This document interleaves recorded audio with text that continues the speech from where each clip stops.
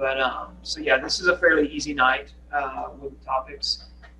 We got financial statement analysis to begin with, which is usually pretty easy. Kind of our comfort area, right? And then we get into a little bit of an oddball section of all the IT stuff, which among the test prep companies, they're not real consistent on what each of them covers. So the hard part about the IT stuff for us is not the content itself. You read it, it makes sense, it's easy to know. It's just how do you know where to focus your attention, and that's a little tricky. And like I said, the test prep companies struggle on what to focus on too. My best understanding though is that Wiley kind of overcovers things a little bit, so we can kind of take a little bit of comfort in that. I've seen comments online, and just from talking to people, Wiley kind of over prepares you, which is not a bad thing. Some of the others may be under preparing you. We'll do our best to kind of go through it and talk about what's for sure important, and at least we'll have that right. It's all worth reading. It's all worth at least a read through just to see what all's being said. Studying for it, though, can be a little tricky, but we'll get there in a minute. So we're on financial statement analysis now. So this is in the financial management section. We've got a little introduction segment, and then we jump into liquidity measures. So, the introduction segments, y'all been dealing with this prep company stuff long enough to know that there's not a whole lot in those introduction sections. I've made a few notes that are kind of helpful. We got a lot of formulas here, and it's a lot to memorize, but I say don't memorize, but just kind of be ready to understand. That ratio is this because it makes sense, right? Instead of just memorizing kind of blindly what it is. Name of the ratio usually indicates what the function is. And there's some of the classics that you just kind of know it anyway. Another thing to take note of, if you've got a ratio that has a balance sheet number in part of it, and the income statement number in the other part of it, balance sheet number is one period of time, like one moment in time, rather. The income statement number covers a period of time. So you're kind of comparing two things if they're both in the ratio. You're comparing now to the whole year, right? So it's better in most cases to try to find an average year number of the balance sheet, which does mean beginning number, beginning balance plus ending balance divided by 2. So if you've got an income statement number on one part of the ratio, the balance sheet on the other, take the average of the balance sheet. There are some ratios that exist that no one is real consistent on how they define it as far as what the ratio is. So if there's more than one commonly agreed upon formula for some of the ratios they're testing on the DEC exam itself, they will provide the definition for you. The more simple, common ones, you should know. So that's my takeaway from the ratios section. Not a whole lot there, no problems to look at. What about liquidity measures? You know what liquidity is. Hopefully, it measures our ability to pay short-term obligations. Put that out there. There we go. So short-term obligations. We're talking current this, current that, right? Short-term, current things, year or less is our definition of a current thing, right? So our ratios are real simple. We have working capital, which is really not a ratio, it's just a number. It is our total current assets, cash, short-term, marketable securities, investments, that kind of thing. Accounts receivable, inventory, prepaid assets, maybe a few other odds and ends. Subtract from that your current liabilities. That's your working capital. Everything you expect to convert to cash within a year, minus everything you expect to have to essentially spend money cash on within a year or some other current asset on within a year. Current ratio is the same thing except we're dividing this time. Current assets divided by current liabilities. That is like the classic of all classic financial statement ratios, right? And it's kind of a, so well known. It's so easy to compute. You're grabbing a subtotal from the balance sheet, dividing it by another subtotal from the balance sheet. It's classic, but I've written a paper about this that got published that talks about how really kind of difficult it is to get much movement out of the current ratio.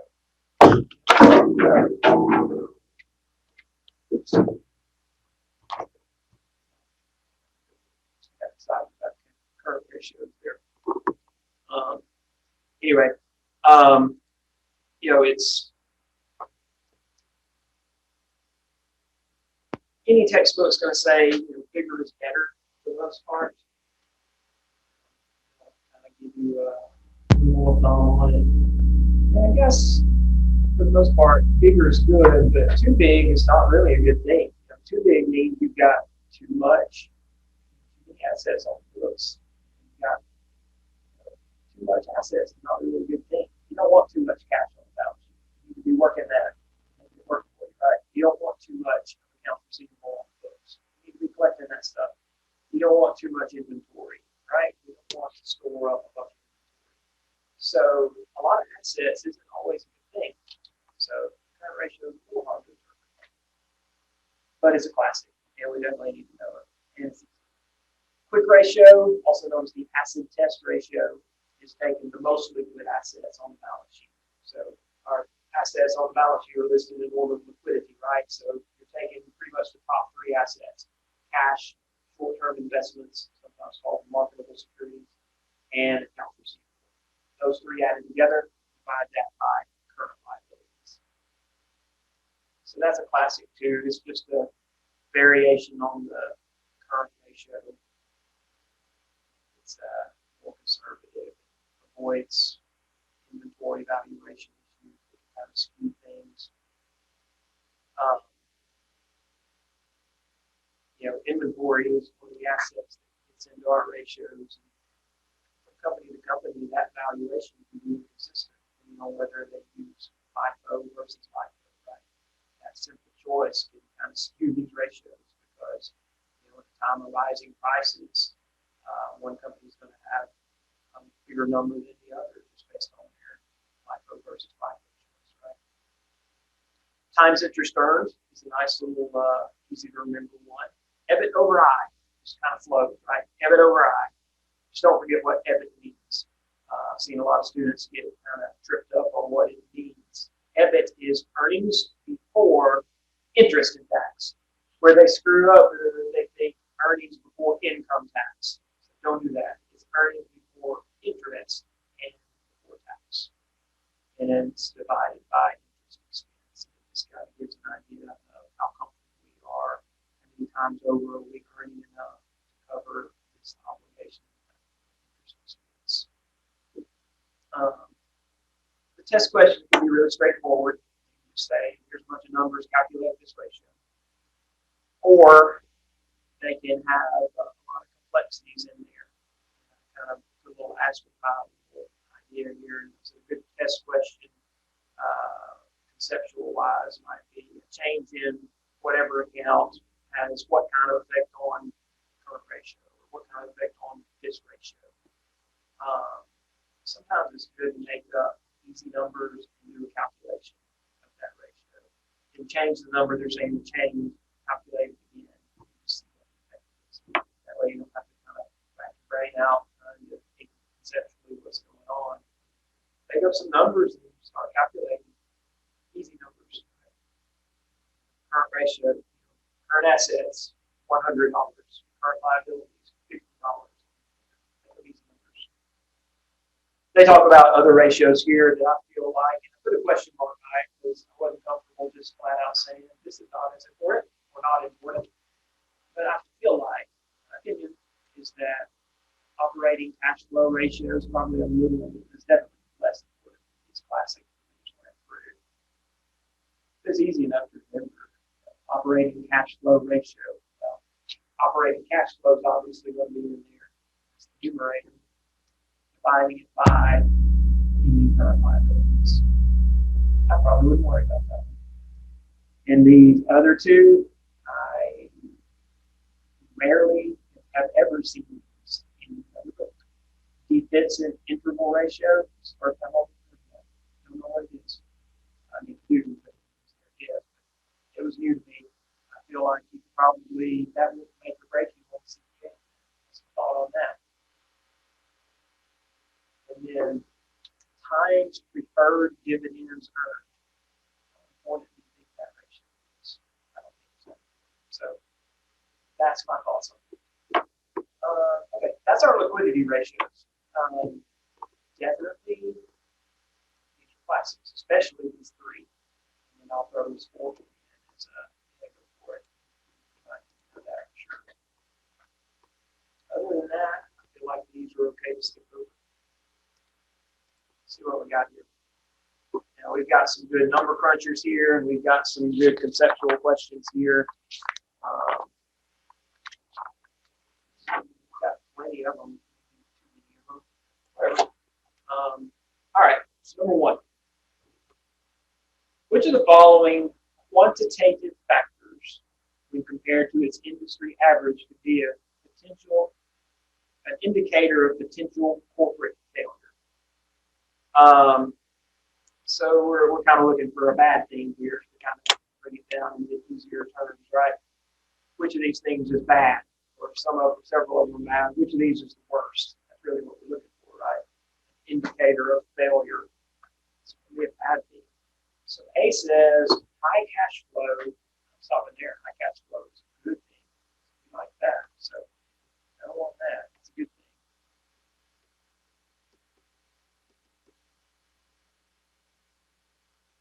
Two says high retained earnings, total assets. Retained earnings is a choice that a company can make. They earn money.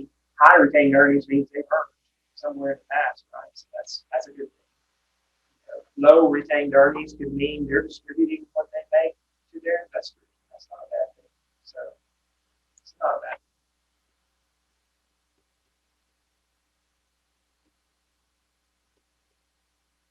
High fixed costs to total cost structure. Okay. That might not be good. Right? Fixed cost means every period there's a cost that you are committed to. And that's a little dangerous, right? What if you can't make enough to recover those fixed costs? So this is not a good thing. It may not be a horrible thing. See what the other is. D says high fixed assets. High fixed assets, not bad. So, it's a bit of an interesting question there, but easy to navigate through, right? So I like it. All right, number two. Company has 1.5 million in current assets, 500,000 in current liabilities, 250,000 in inventory.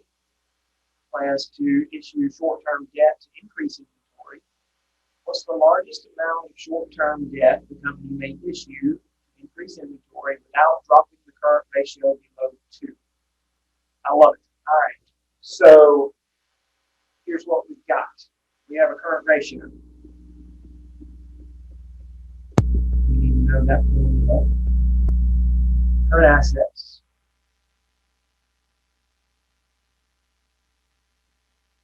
Over current liabilities. That is a current ratio of 3.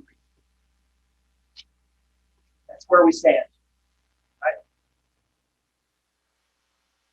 So my approach to this problem would be to look at the 4 answer choices and start plugging it in and seeing what it would do to our current ratio, right? That seems like the easiest path to me. So the question again is, they plan to increase inventory, which will increase current assets. They plan to increase that by issuing short-term debt, which would increase current liabilities, right? So what's the largest amount they may issue to increase inventory without dropping the current ratio below 2? So let's check out each answer choice here. So what about 125? That would give us a current ratio of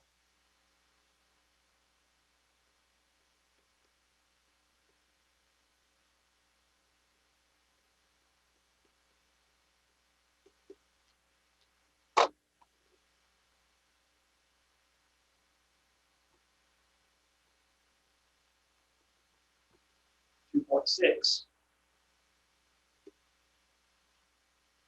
Right.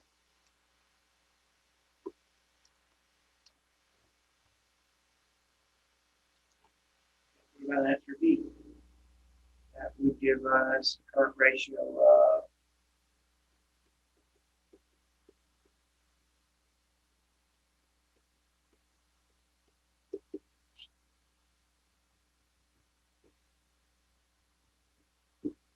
2.33. Okay, what about C?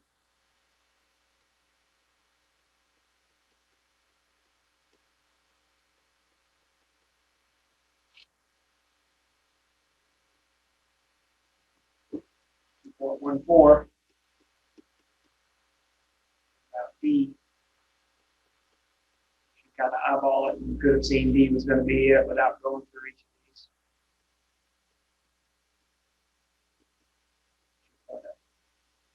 D is the one that we look at. That's right. Out of the fun problem.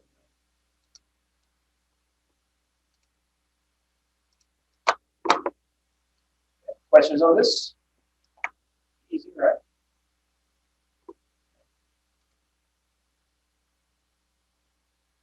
Number 3. Company has a current ratio of 2 to 1. In other words, 2. Right? If Bobcat has current liabilities of 120,000, what's the amount of the current assets?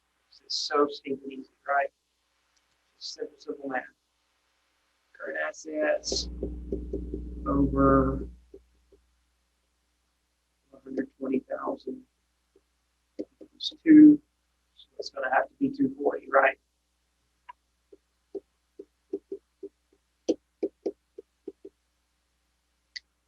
Simple.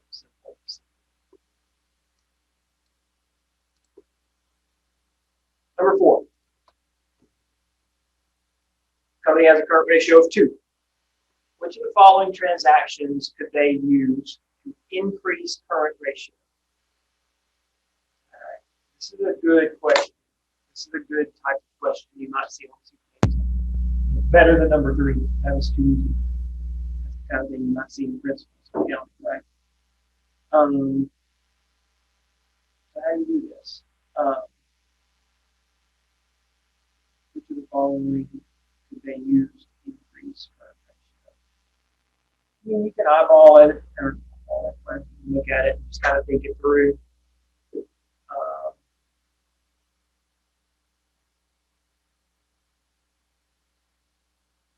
think what my thought process was on this when I went through it.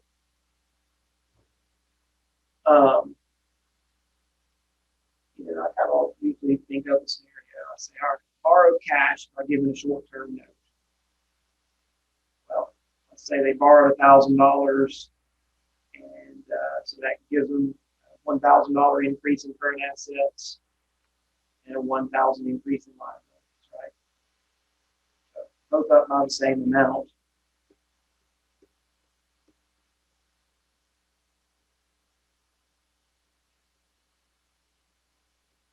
So it's 2 to 1. So let's say it was 2,000 over 1,000, right? This would be, we just made up a $1,000 number. This would make our current ratio 3,000, 2,000.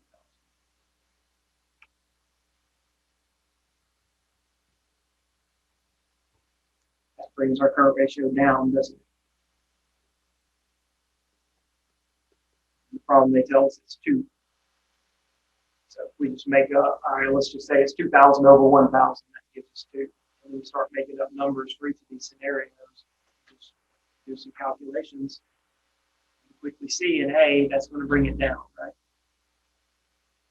Now, what about paying off accounts payable?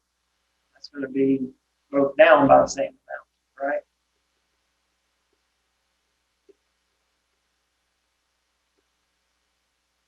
Say they paid off 500. It's going to bring us cash down 1,500, liabilities down 500. It's going to bring it up, isn't it? That's our answer. That's my typical approach on something like this. Paying off long-term debt is going to bring your assets down, but it's not going to affect your current liabilities, right? So that'll decrease. Assets down. Current liabilities stay the same.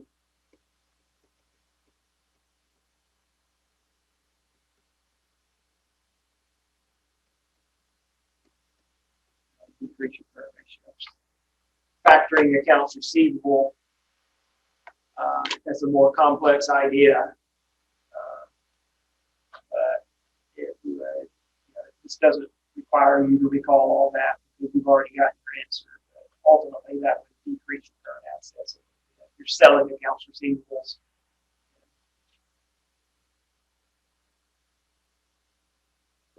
All right. So that was a good question. Skipping 5, 6, and 7, moving on to 8. If there's no questions. All right. This one's asking the acid test, also known as the quick ratio. So that requires us to remember what that formula is. Cash. Short-term investments.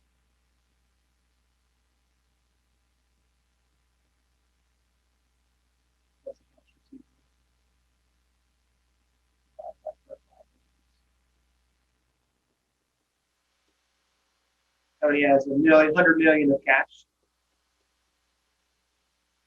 600 million of accounts receivable. Total current assets of 1.2 billion. Doesn't matter. That's not part of what we need for this.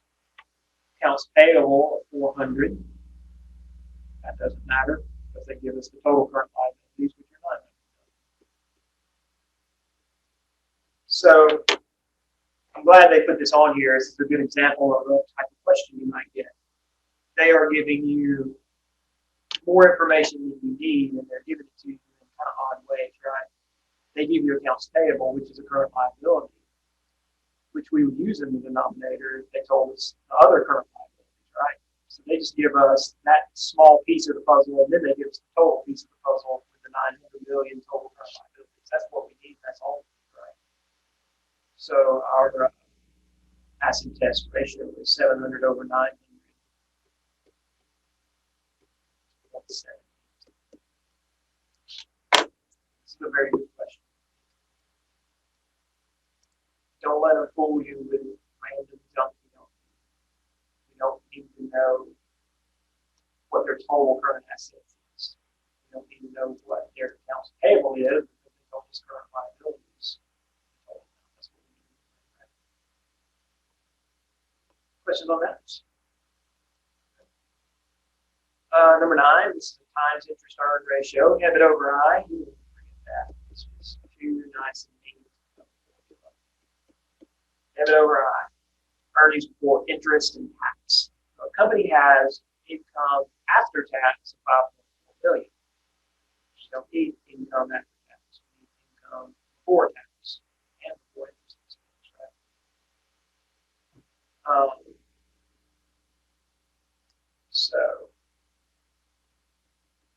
earnings after tax, 5.4 billion. That's what I'm doing.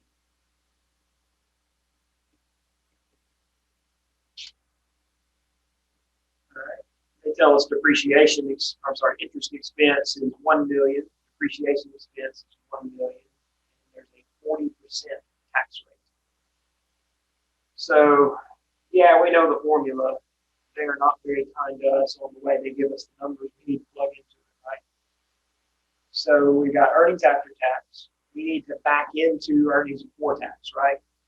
Our good old friendly divide by 1 minus the tax rate. We've done that a bunch of times. Here's a situation where we're doing it.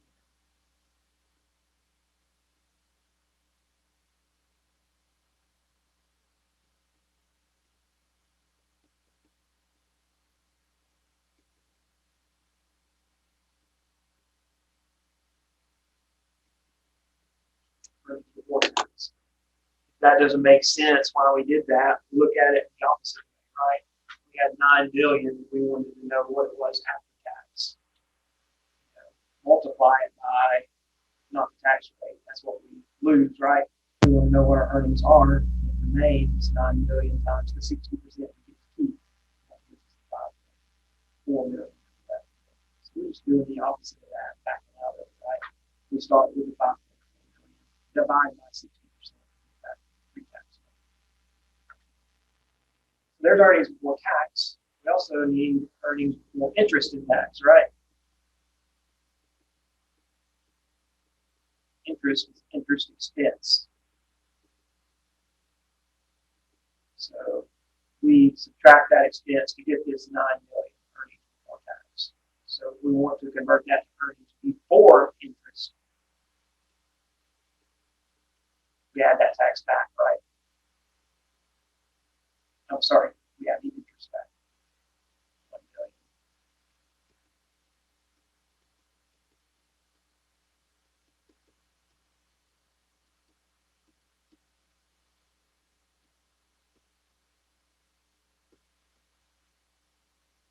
So we got 10 million earnings before interest and tax. So 10 divided by our interest of 1 times interest earns 10. It's easy at that point, right? So it's a very good question. It tests our ability to understand the income statement and our ability to work backwards and turn that after-tax number into a pre-tax number, and then add back interest expense to get earnings before that, right? So that can throw you for a loop every now and then, trying to figure all that out. So pay attention to that. It's a good question. It's a very good question. Any questions on it? Number 10, quick ratio again. So we're looking for cash, short-term investments, which there are none. Careful, that's a short-term payable. Accounts receivable. So our numerator is going to be 5,000 cash. Plus, there are no short-term investments, right?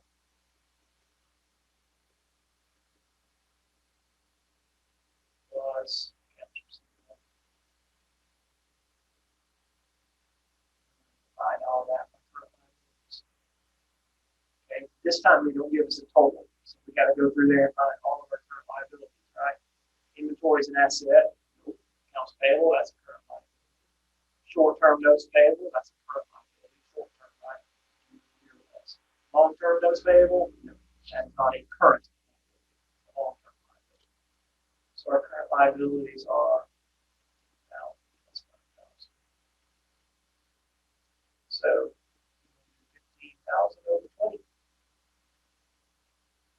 Quick ratio or acid test ratio. That better.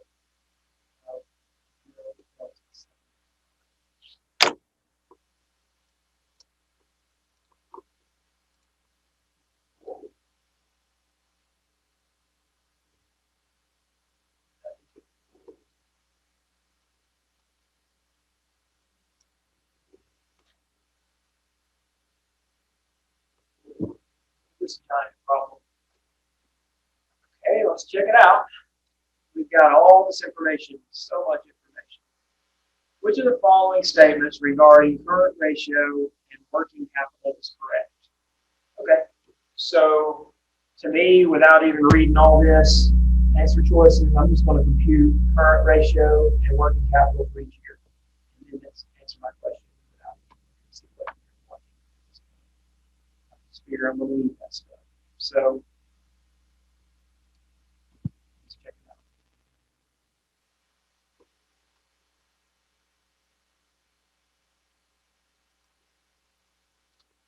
All right.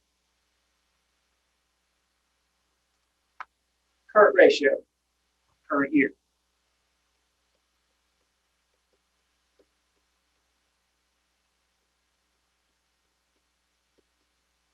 I need all my current assets on the top. That's a current asset. That's a current asset. That's a current asset. Short-term notes receivable. It's a current asset. Short-term, right? Can be collected within a year or less. Plant and equipment. That is not a current asset. A bond sinking fund. Nope. Current liabilities. It's a current liability. So there you go. So we don't need those long-term items there. We don't need plant equipment. We don't need the bond sinking fund. Worry about all that. So current ratio, 20,000 plus 300,000 plus 20,000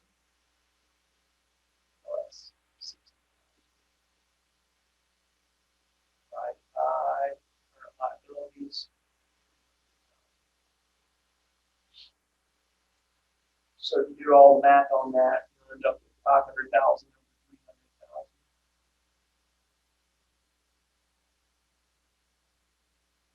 Current ratio of 1.67. Working capital is the same numbers, except now we're subtracting instead of dividing, right? Capital plus current assets minus current liabilities.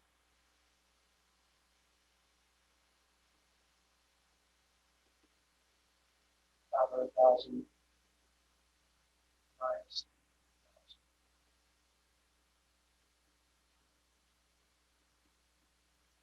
All right, so here now. So now let's do it again for the other column of data from last year, right? Current ratio is 10,000.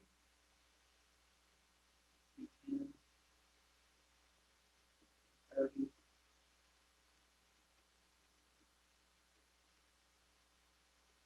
Divided by. So all those current assets added together, we got 500,000 again. It's down to about 250,000. It's a current ratio of 2. Working capital.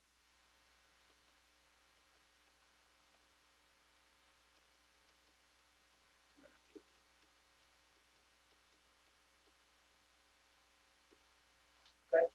Now let's see their answer choices. A says the current ratio increased in the current year. It did not. It went from 2 down to 1.67. So no. B says working capital increased in the current year. It went from 250 down to 200, so it did not increase. Know that. C says working capital decreased in the current year. There we go. And then D says current ratio is the same in both years. There you go. Pretty easy, quick and easy. Or not quick and easy, easy. All right, that's it for liquidity. Any questions on anything? Everybody good? Very good. It's one of our longer sections as far as the numbers, the number of problems.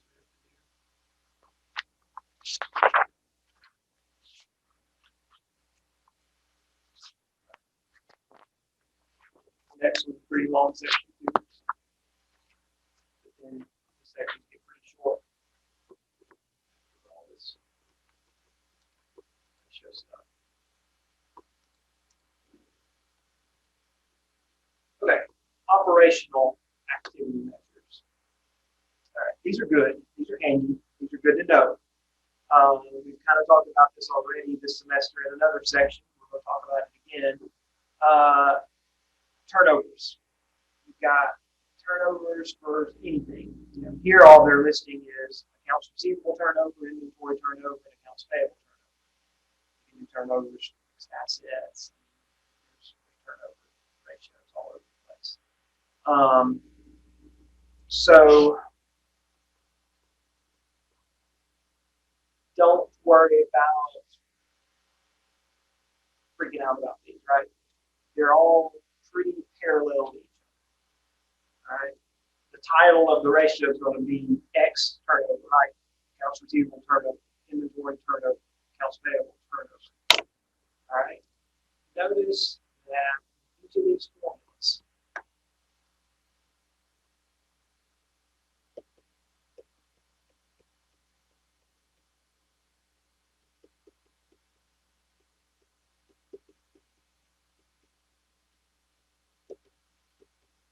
whatever's being calculated as the turnover is always in your denominator, right? The denominator is the average accounts receivable for the receivable turnover. It's average inventory for the inventory turnover. It's average accounts payable for the payable turnover. That's easy. Your numerator is going to be where does that item, these are all balance sheet items, that's why we took the average of it. Where do all these items end up on the income statement once they're dealt with? Receivables. How do they end up on the income statement? They end up on the income statement as we earn revenue, right? As we make sales. So net credit sales or some sales number. Inventory. How's that end up on the income statement? We sell it, part of the cost of goods sold. Accounts payable is a little harder to think through, but their rationale is most of your payables deals with paying off inventory, so they say cost of goods sold as well. So 3 turnover ratios, they all kind of follow the pretty much same format. Higher is always better for these. More you, well, let's look at receivables turnover, for example. Higher would mean more sales, is a good thing, divided by less accounts receivable. That's a good thing, right? We want more and more, less and less, right? More sales is good. Less accounts receivable. So that makes that a bigger number, right? Same with over here, more expensive, necessary good. Result that inventory, right? So it's measuring, the idea is how often are we able to sell out of our inventory? We want to keep that in low balance. So that's our turnovers. We have a variation on those, which is converting the idea into days. Most books will give you this big long formula for your view test. There's a shortcut way of doing it. Take 360 divided by the turnover number. So days receivables, 360 divided by accounts receivable turnover. Shorter is better, right? The fewer days, the better. The fewer days it takes for you to collect receivables, the better. Quicker is good, right?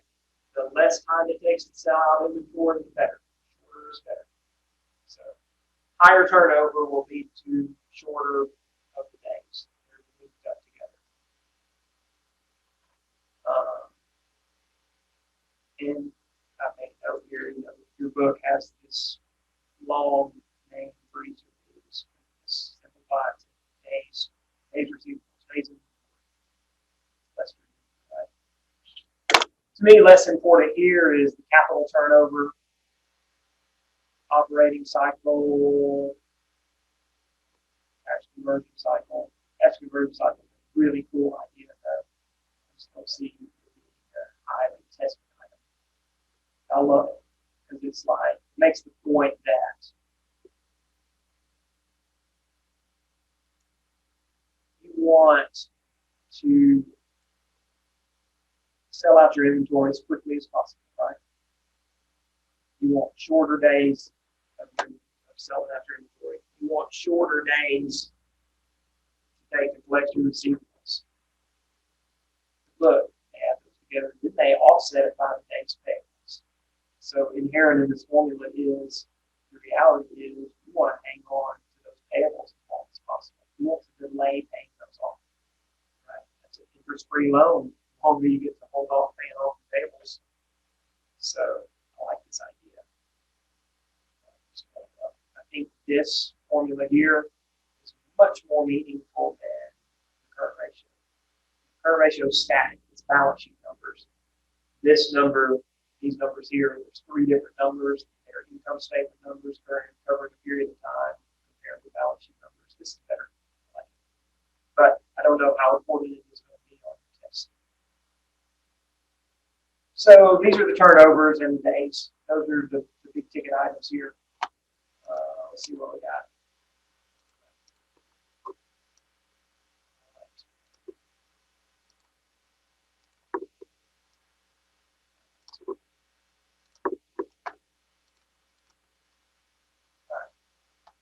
The main reason, number one, that a firm would strive to reduce the number of days sales outstanding is to increase what? Now, I left this one on here. I don't feel like this is a particularly great question. It's not horrible.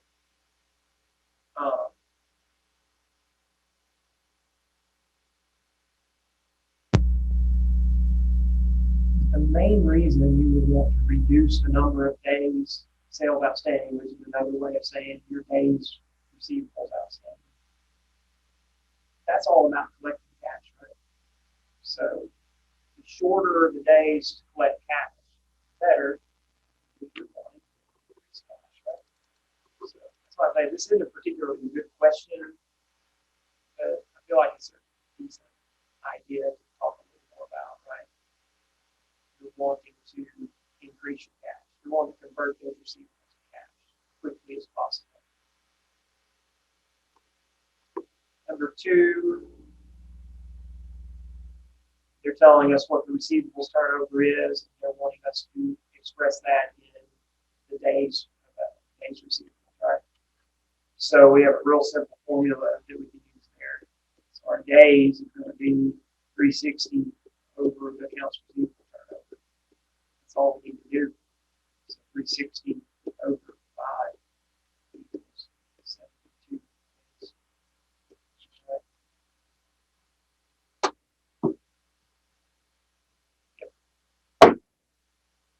So nothing to it. Don't forget that it gives information we don't need here too. Total sales, how much of it is on credit. All we need to know is receivables turnover and estimates. Number three, this company sells goods on credit terms of net 30 days, which means all credit sales are due in 30 days. No discounts. Credit Co. has efficient credit policies and collection practices. Which of the following would most likely be its accounts receivable turnover? Interesting wording, right? But think about what they're saying. Think about what we did up here. We're computing days that it takes to collect, right? They're telling us that their credit policy is 30 days. So we would expect our customers to hold out as long as they can, probably pay around 30 days. So days equals 360.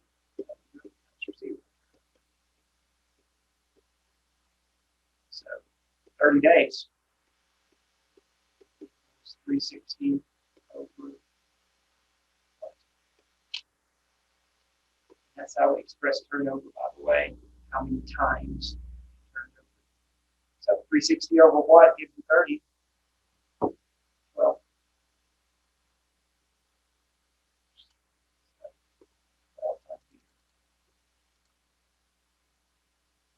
I like that one.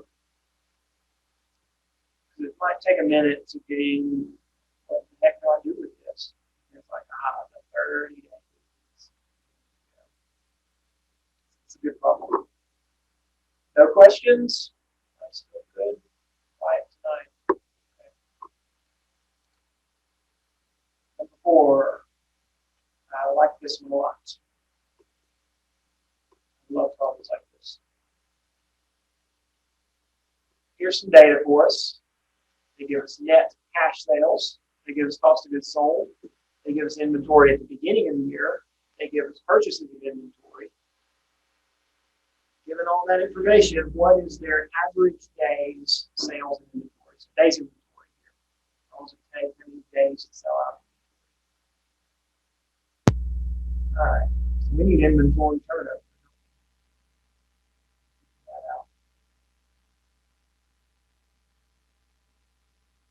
So once we have the inventory turnover, then we take 365 by it. We need inventory turnover.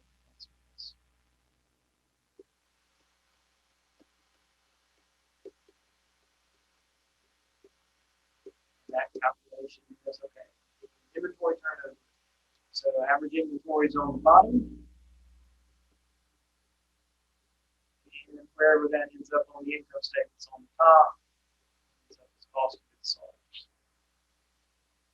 So I know cost of goods sold, 18,000. I know beginning inventory, but I don't know ending inventory from this. I have to calculate. So that brings us back to a formula that we should all be pretty familiar with. It's very useful. Beginning inventory plus purchases minus ending inventory gives us cost of goods sold. Look, we've got the information to figure out ending inventory. So beginning inventory is 6,000. Purchases 24,000.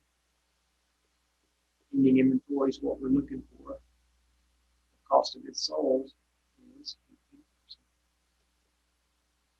So we've got everything we need to figure out ending inventory. So 6,000 is what we started with. We added another 24,000 more, so we have 30,000 of inventory goods available for sale, right? 18,000 of that 30 we sold, which means we're left with another 12,000. So average inventory is going to be 6,000 beginning plus 12,000 ending divided by 2.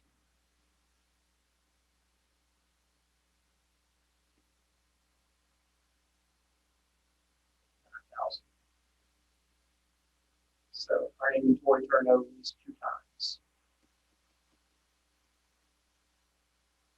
So all we need to do now is take 360 and divide by that.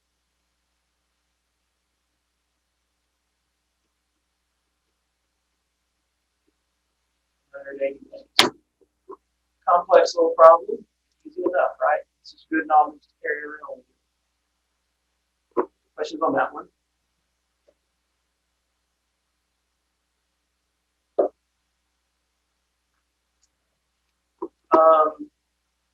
I left this one on here just because, I said this is probably less important. There it is nonetheless. It's easy. They're asking the number of days in the operating cycle. Operating cycle is nothing more than days inventory and days receivables. How long does it take to first sell the inventory and then collect the cash? So it's an easy concept. So this might be worth kind of putting in your arsenal there. Cost a little too much extra for that. Inventory plus stages. It's conceptually kind of neat, right? How long does it take for me to sell out my inventory? It takes me 61 days to sell that stuff. plus how long does it take to collect the cash once I sell it? 3 days. So what's my cycle? Days.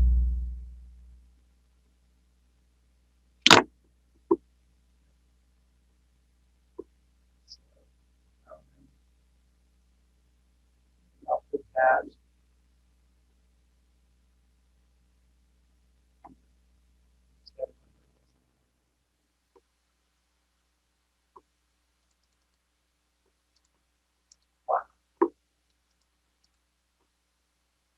Questions on that? Now, a more complex problem would have been making you calculate EPD or number 6. This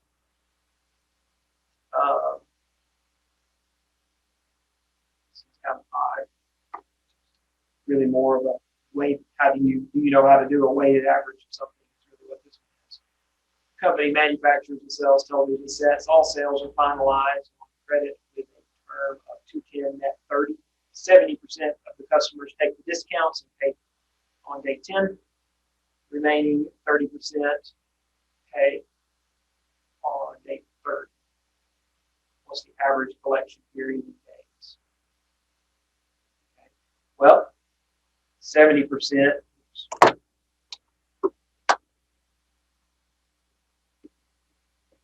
70% paid in 10 days.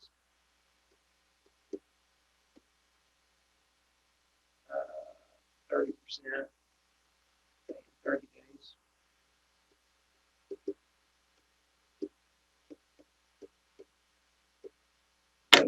Weighted average that. So average collection period is 16 days. So I don't know if this concept really belongs in this chapter.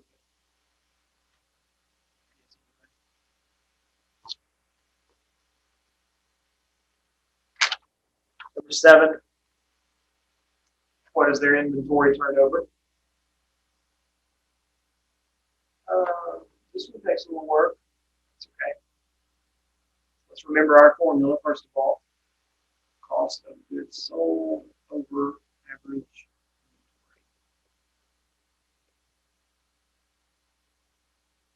All right. So the company manages inventory performance by monitoring its inventory turnover. Here are some financial records for years 1, 2, and 3. They tell us the total sales, and they tell us the percentage of that which is gross profit. Remember, gross profit is sales minus cost of goods sold, right?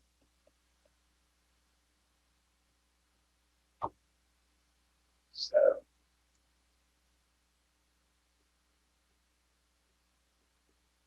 if I'm told that gross profit percentage is 45%, that means the other 55% is cost of goods sold, right? If I'm told gross profit is 30%, the other 70% is cost of goods sold, right? Okay. Reading on, it says the beginning finished goods inventory for year 2 was 20% of year 2 sales. Beginning finished goods inventory for year 2 was 18% of year 3 sales. What's their turnover? All right, so this is just kind of a puzzle type problem where you're just finding information, dealing with it the way they tell you. So here we go. So they're wanting year 2. So cost of goods sold is 1,062,500 times 70%. That's what our cost of goods sold is, right? 30% of our sales is carrying on down the income statement as profit. 70% is gone through cost of goods sold, right? So our cost of goods sold is 743. So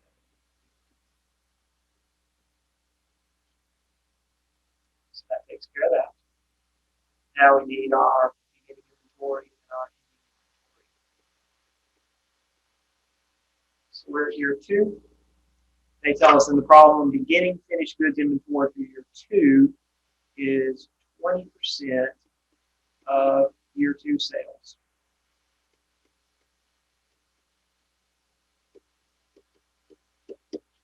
So 1062500 times 0.2 is 212,500. So ending inventory will be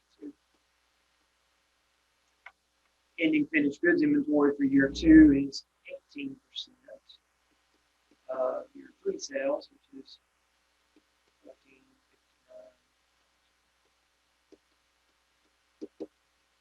1459 times 0.18 equals 262,620. So I've got every number I need now. I just have to average inventory, pretty much good to go, right? So 743, 750 divided by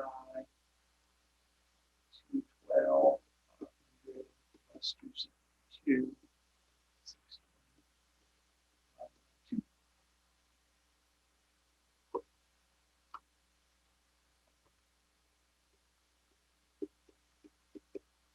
So our average inventory here is 237,560. Giving us an inventory turnover of 3.1. That was pretty good. Really, that's infinite number of setups for this type of problem. You may never see anything set up like this again, but once you get used to just doing problems, that's always helpful. Just learning how to navigate the problem, whether you see that exactly again or not.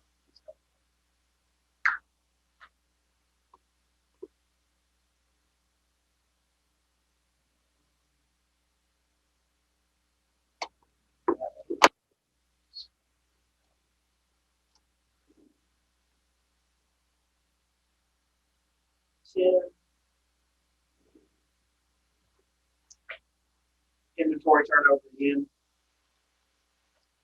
but requires us to do that formula like we did a minute ago.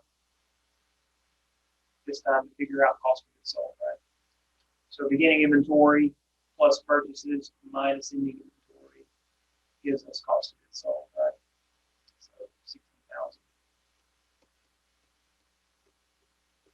That's just the formula you need to walk around knowing. Beginning inventory plus purchases gives us the units available for sale. Either sold it or you didn't, right? So think what you didn't sell, that out, and then now 60,000 cost of goods sold.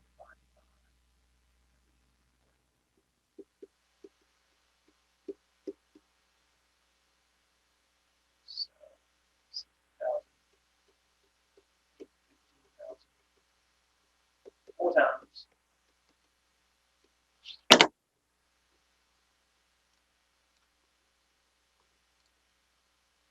Okay, that's all I have from that one.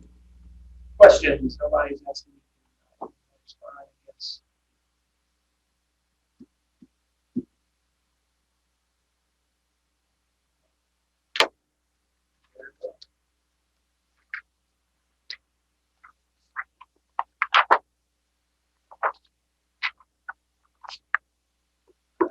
Bouncing back to our notes. I think I started copying and pasting over and decided to move on. So like I said at the beginning, the hard part about this isn't understanding the problems, understanding the content. That's kind of easy. You know, we deal with computers every day. We understand some basic things anyway, right? This really just puts it into different words. A lot of times, just things we already know. A lot of times, it's new content. But like I said before, every section is worth reading. Sometimes maybe just skimming a little bit, just to get a feel for just the information. See it 1 or 2 times. We're going to highlight some of the more important things as we go through here. So here we go. So IT. It begins with a section here, risks and controls in a computer-based accounting information system. So we're talking back in the old days, we were pencil and paper, right? Big old square grid paper and stuff like that. Write numbers in there, debits, credits, and be this small and everything. That doesn't exist anymore for the most part. There's some small companies and small towns. For the most part, we're computerized, right?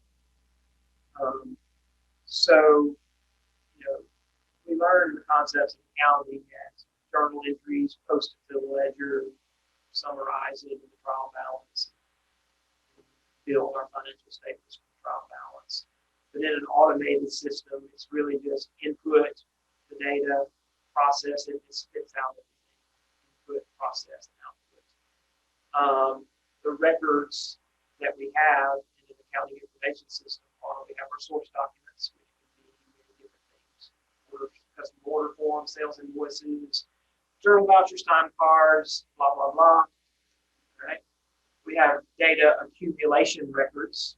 So we've got journals which will show various things, summaries of our cash receipts, summaries of our payroll, purchasing journals, things like that.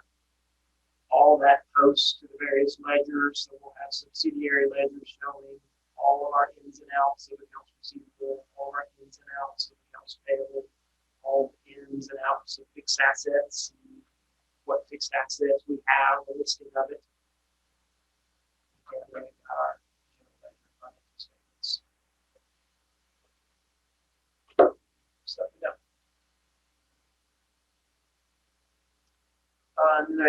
When possible, data capture techniques should automate data collection. It's not really important thing you can make. There it is anyway. All right. So, all right. Now this is important right here. There's things I think we kind of know anyway, right? We have these fancy computerized accounting systems now. It's great. It's really efficient. It really does a lot of great, good things. Cut down on a lot of thinking, cuts down on a lot of effort. It's a lot of automation, right? Well, that comes with some risk too. We may have a faulty system or program that we're relying on. It's doing the wrong thing. That's not good, right? Things like that, we lose track of that. It's like, oh no, this has been processed in this wrong. How long has it been? Months? Oh no, that kind of thing happens. It all comes down to, oh no, I misplaced the decimal point on that. Now everything's screwed up. Or I forgot to key in this one thing, and now it's all haywire. So that's a risk. Another risk, obviously, that we talk about all the time, unauthorized access to data. Got all this data out there, people can get in there and do some harm, right? Changes can be made that are unauthorized, or you can do the opposite of that, and changes that needed to be made didn't get made. And then sometimes these things crash and you lose data, right? You've got safeguards against that, but all done it. It's like you spend all day working on something, and you're like, okay, I need to back this up at the end of the day. I don't want to lose all this work. Then you forget. It's like, oh no, what if it disappeared? Right? So data can get lost. I was reading an autobiography today, and the last chapter was just she was talking about the process that she went through writing the book. She was talking about all the pitfalls. It's like typing in the computer, and sometimes I forgot to save data and lost it. It's a bad feeling. A big topic in all this computerized stuff is segregation of duties. A big problem is, we talk in auditing class a lot about keeping segregated duties from the custody of assets from the people who are doing record keeping, separate from the people who are authorized, right? All of those will be separated. Sometimes we can't have the best segregation of duties in the computerized environment. Sometimes you process a transaction and this combination of things that would happen that normally we try to keep separated in the manual environment. For example, cash receipts are processed by the cashier, the person in custody of the assets, data, right? And then it flows through all the records, right? So you kind of lose that segregation of duty. But there are compensating controls in place. They make the point that lapping would be easy in a manual system, but a computer program would make it really hard to do. Lapping is where you're kind of taking from one customer and updating records, continuous flow of updating records. While you pocket some of it, you just keep changing records and then change somebody else to hide it, change somebody else to hide it. It's really hard to do in a computerized environment where the system itself identifies cash receipts with a specific customer. Right? Another problem that can come about in a computerized system is the audit trail we were so used to in a manual system is reduced on an online system. But again, you can develop an electronic audit trail built into the software to kind of recapture that. So there's problems and there's solutions to problems, right? That's kind of what this chapter is about. It's like, here's a problem, but here's the way to fix that problem. So yeah, the audit trail disappears. Guess what? Kind of build it back in there to where it not disappear.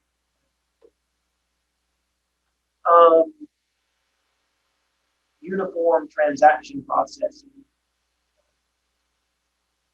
It's kind of a term that people go around using this every day. It's like, oh, yes, uniform transaction processing, blah, blah, blah. That's just the term here to say that everything's processed the same way, right? The computer program is going to do the same thing over and over and over and over. They're not going to be the same in the way things are processed, right? So it's going to reduce these clerical errors that we in the manual system will definitely make as humans, right? Consistency is going to be top notch. What's the other side of that on a computerized environment is it might be consistently wrong. So that's the problem, right? So yes, these clerical errors will be decreased, but there might be these systemic errors that everything's wrong, right? And they have an example of, they list tax rate of 14% instead of 1.4%. So every transaction is screwed up, right? So there's the danger of that. Okay. Moving on.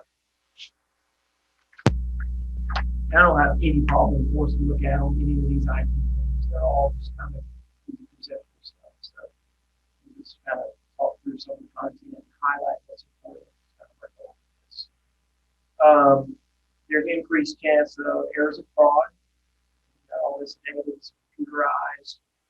There's always likelihood of unauthorized access, right?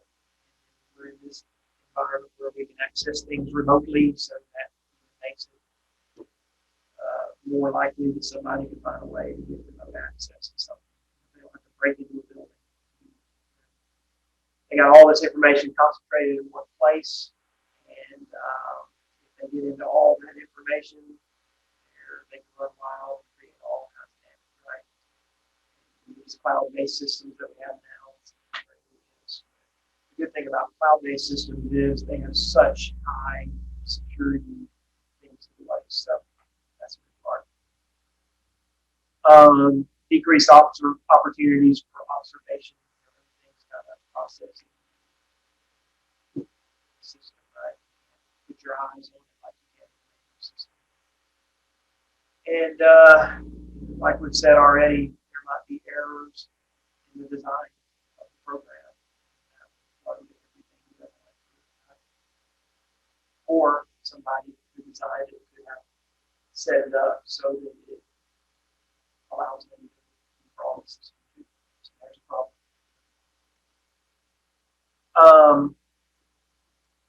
There's a potential with computerized systems for increased management review.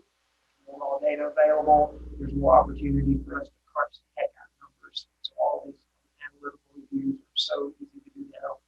We can even, as auditors, embed audit procedures into programs that allow us to continuously monitor things. That's great. So this is just a little chapter on the good, the bad, and the environment. It's all good to know. It's all stuff we kind of know anyway. All right. COVID model. Okay, so to me, like I said, all these are good to read through. My takeaway from the COVID chapter is, what is COVID?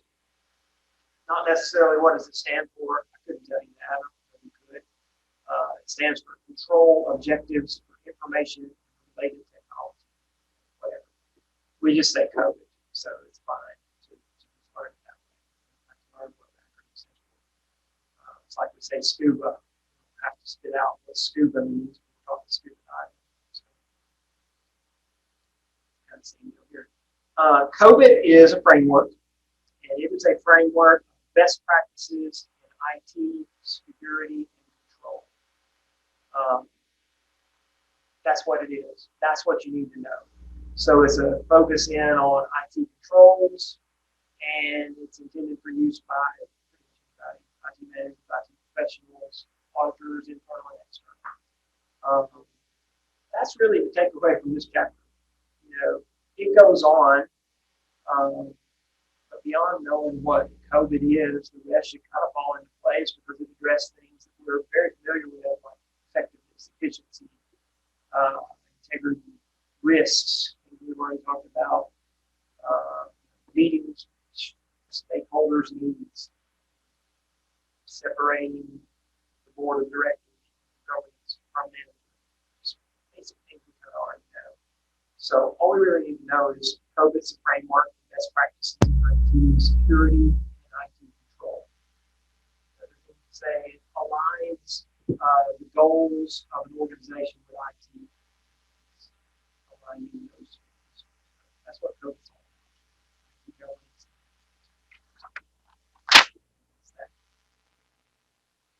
Okay, ERP, supportive, enterprise resource planning. I feel like this is a hot spot for test questions. It's covered among the three line vector line. I feel like this is one of one. So enterprise resource planning systems. The key word to this whole thing is integrated. That with you.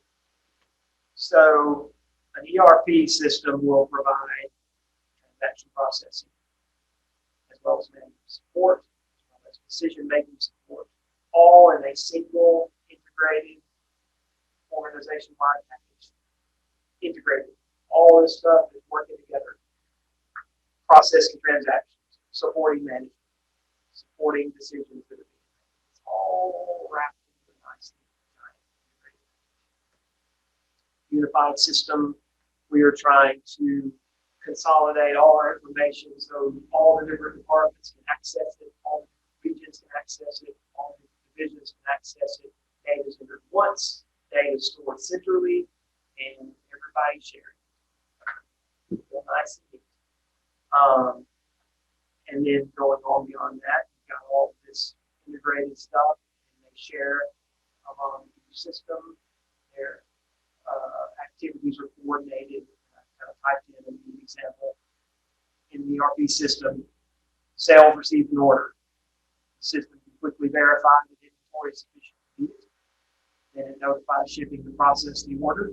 Or if there's not the inventory to meet it, then it notifies production that they need to manufacture more. And it goes on and on. Okay, maybe there's not adequate materials to manufacture, so then it'll get a purchase order issued, et cetera, et cetera. All these things integrated, working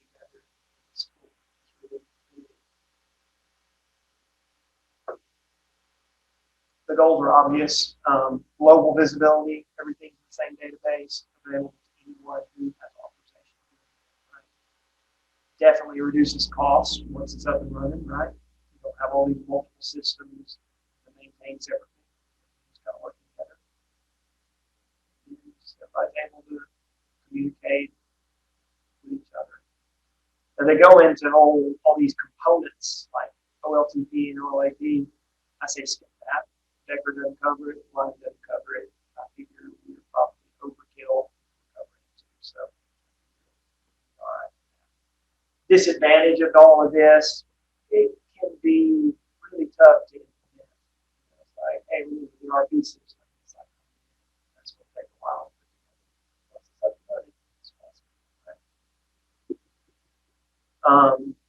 Typically, there's different modules, systems, like there's sales, logistics, financial reporting, function together. And to me, the whole idea, it's called enterprise resource planning. To me, planning doesn't really capture what it's doing. So I kind of add one of those. I don't let the name kind of throw you off. There's not a whole lot that's to do with planning as it is just new automated, integrated budget. That term kind of throws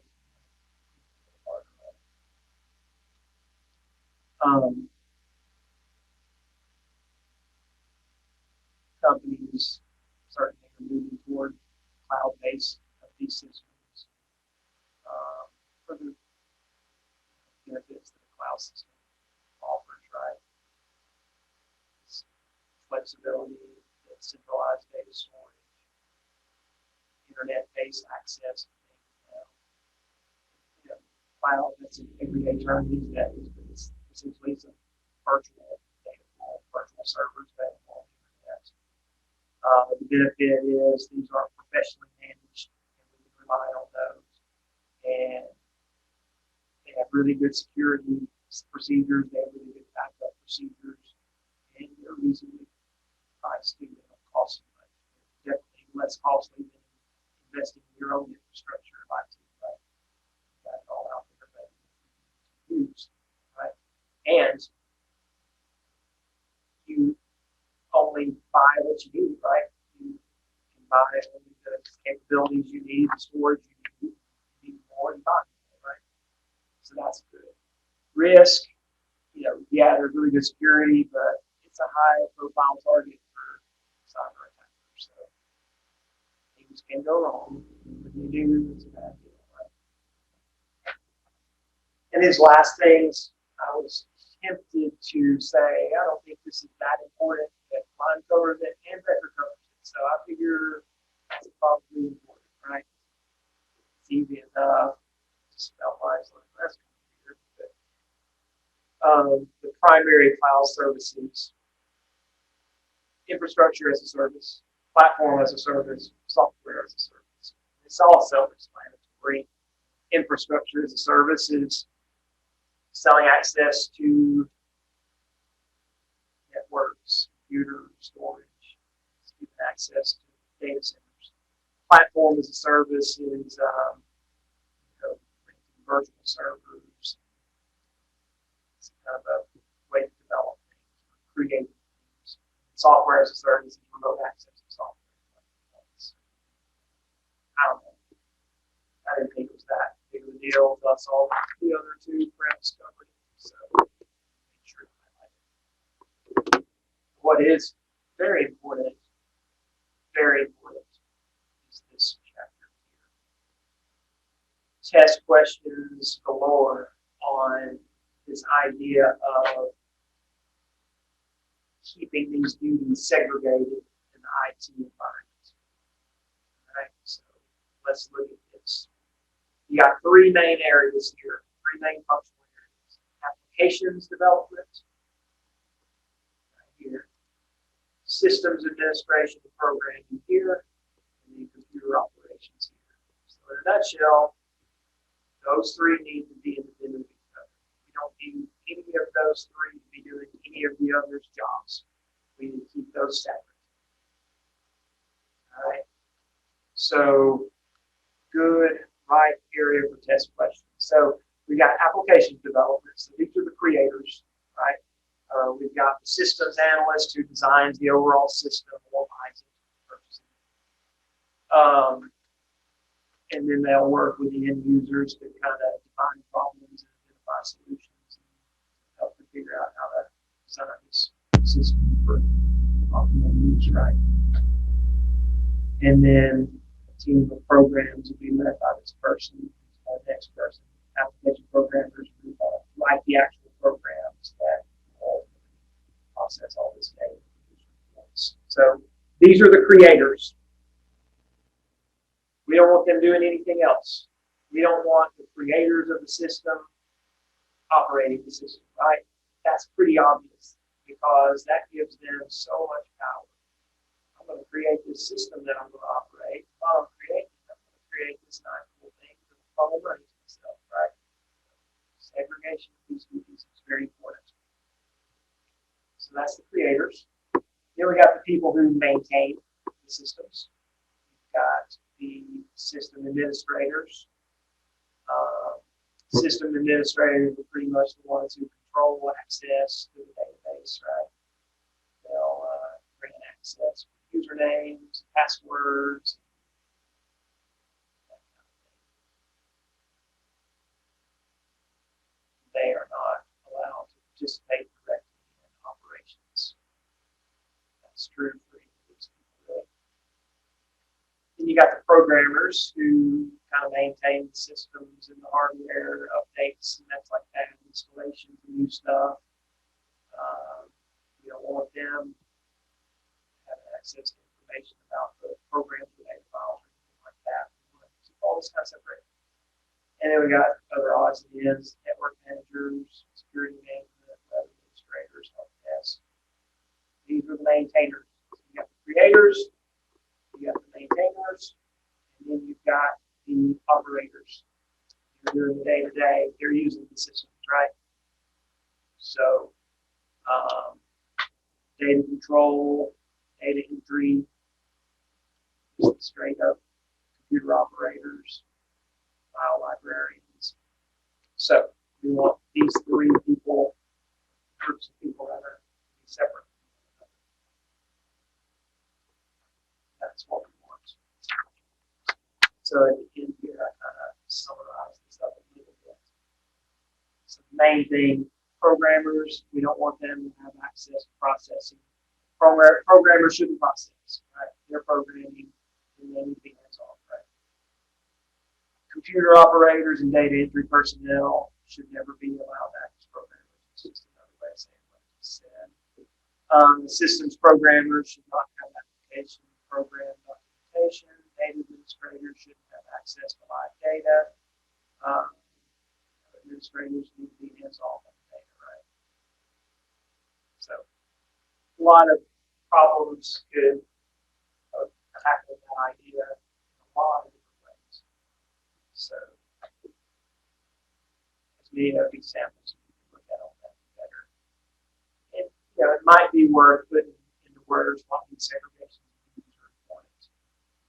What could happen if they weren't segregated? There's a written communication section of the PCs they have. It's really easy points when it comes down to it. But you need to be able to say some things, right? So you might have a written communication asking to write a memo about why, who we want to keep segregated and why. Right? So in a nutshell, you shouldn't be able to have access to a system you design. That would give you complete control. And you shouldn't be able to operate the system that you program. That would give you too much power to manipulate things, right? And there's a whole section of personnel policies that you use that.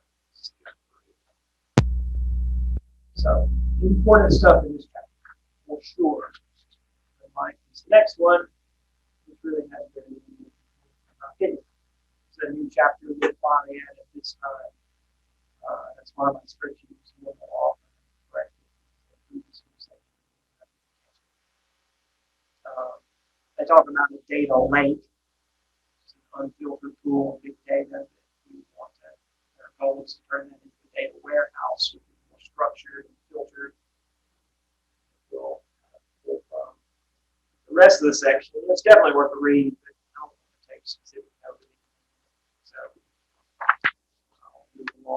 Same with the next section.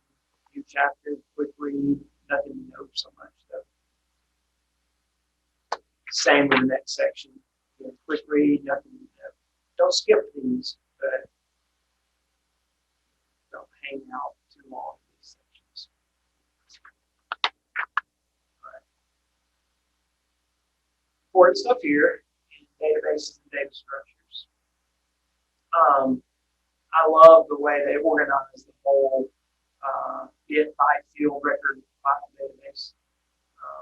So they define all of those things, but they give us a neat, easy way to remember which is the smallest and the biggest, right? So a bit is a 0 or a 1, a byte is a group of 8 bits, a field is a group of bytes, a record is a group of fields, a file is a collection of records, a database is a set of files. All right? The number of letters in each tells you which is the smallest or the biggest. And see how that works. So bit, 3 letters is the smallest. Byte, 4 letters is the next bigger. Field, 5 letters. Record, 6 letters, bigger. And then files kind of screws us up. Like file. So you don't do that. And then database is the longest word and the biggest. So kind of a neat way to do that. But that's good basic knowledge to take with you for sure. Easy enough.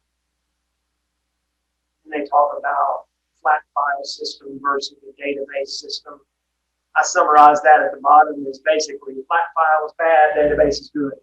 So that's really your takeaway on this. Flat file is kind of an early technology that had separate data sets, separate processing programs, separate programs created to accomplish data sharing, but ended up with a lot of data redundancy. And it was difficult to combine information from multiple applications. So it was just kind of wasn't easy. But then databases came later. You got all the data pooled together, logically related files, multiple applications can access it. So less data redundancy, easier cross-functional reporting. Basically, flat file bad, database good. And then the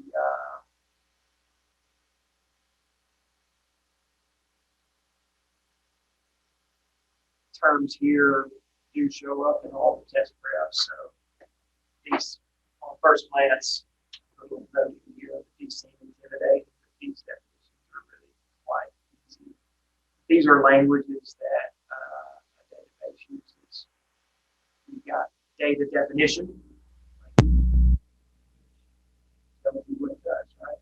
It allows the definition of tables and fields and relationships. Data manipulation language allows you to manipulate things, add things, delete things, update things. Data query language allows you to query things, extract info. So pretty easy terms. So languages in the database system. We're almost done. This takes very little time to talk through. Transaction processing.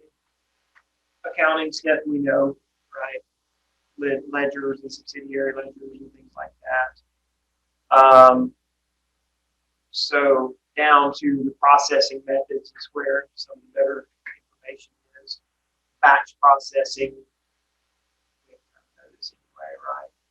Things are transactions are processed in groups. They're processed periodically, maybe daily, maybe weekly, maybe monthly. There's time lags. It's kind of the takeaway from this. Records aren't always current because it's not processing all the time. It's processing maybe at the end of the day or weekly or whatever. So records aren't always current. There's errors in there. You miss them until the day's available. So that's kind of not as good of a deal as online real-time processing, ORT. Continuously, immediate, every everything's processed when it occurs. That's better. Right? Every transaction goes through all the processing steps before the next transaction. So you're not doing it in batches now. Everything's always current. Detection of errors is more timely. So, basic stuff. Point of sale system. It's an online real-time system here. Things are automated, so it's like retail stores with scanners and things like that to capture data. So faster detail. This can certainly facilitate just-in-time inventory because you're scanning things as it comes out, queue you up for more. It can facilitate that. It can facilitate cash flow management, integration of marketing, production, obvious things. This next section is everyday stuff we already know. We know what computer hardware is. We know what a central processing unit is. We know what RAM and ROM is probably. We know what disks are. We know what keyboards and mouse and scanner and printer and monitors are. About the only thing that I didn't quite really know off my head is this redundant array of disks. I don't know what that is. It stores redundant data on disks to reduce the likelihood of data loss. Quick and easy stuff here.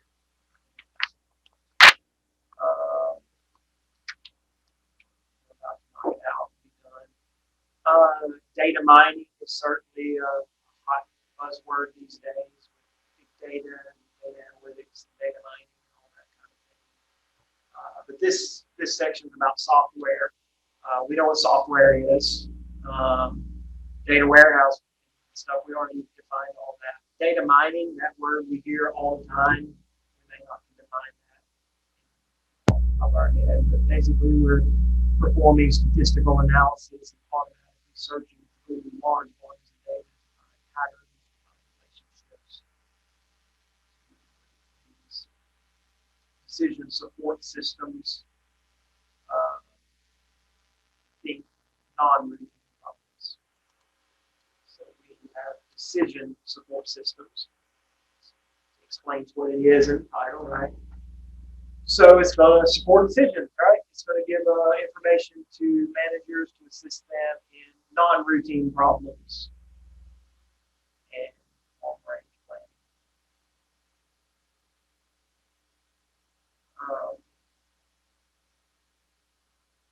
And then I kind of drop down with some of these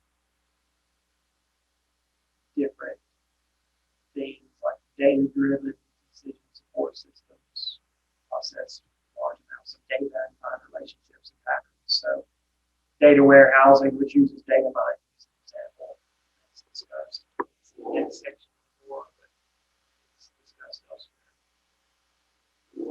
Model-driven decision support systems feed data into a model that's been constructed to help predict outcomes. So an example is if prices increase, by how much will demand increase. So that economics ideas are built into this model to predict things. Executive support systems, or strategic support systems are designed for forecasting and predicting strategic decisions. Says it right. Group support systems facilitate group collaboration.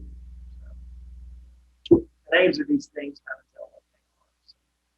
So, and then finally,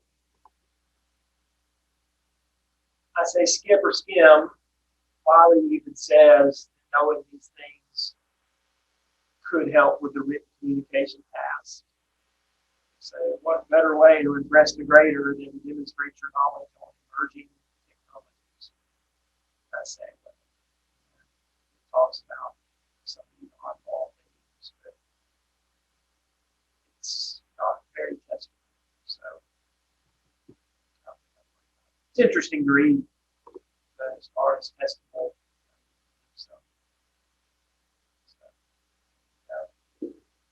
So that wraps us up. IT stuff's a little goofy, weird to run through it, but